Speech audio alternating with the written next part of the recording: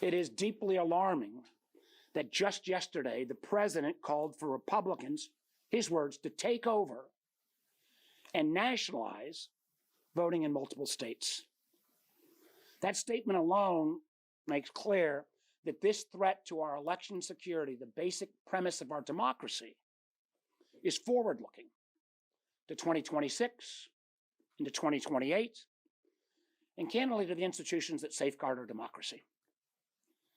This is about whether these same tactics we're seeing now, or worse, will be used to disrupt free and fair elections. One of the reasons why, as we think about ICE reform, the notion of roving ICE patrols parading around election polling stations is a very real and legitimate concern. And truthfully, as we've seen, whether the very institutions meant to protect our democracy will be misused to upheaval. So let's be clear. It is inappropriate for a sitting president to personally involve himself in a criminal investigation tied to an election he lost. It is inappropriate for the president to advocate for actions that are wholly at odds with the Constitution and 2.5 centuries of state and local elections. It is inappropriate for the Director of National Intelligence to insert herself into a domestic law enforcement operation far outside her statutory role.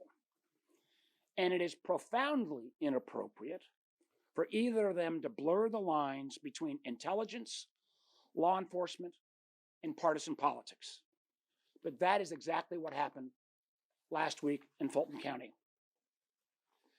As Vice Chairman of the Senate Intelligence Committee, I want to underscore a core legal boundary.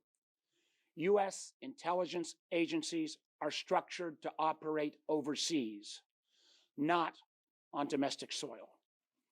The National Security Act and other laws exist precisely to prevent election officials or intelligence officials from surveilling or intervening in domestic political matters.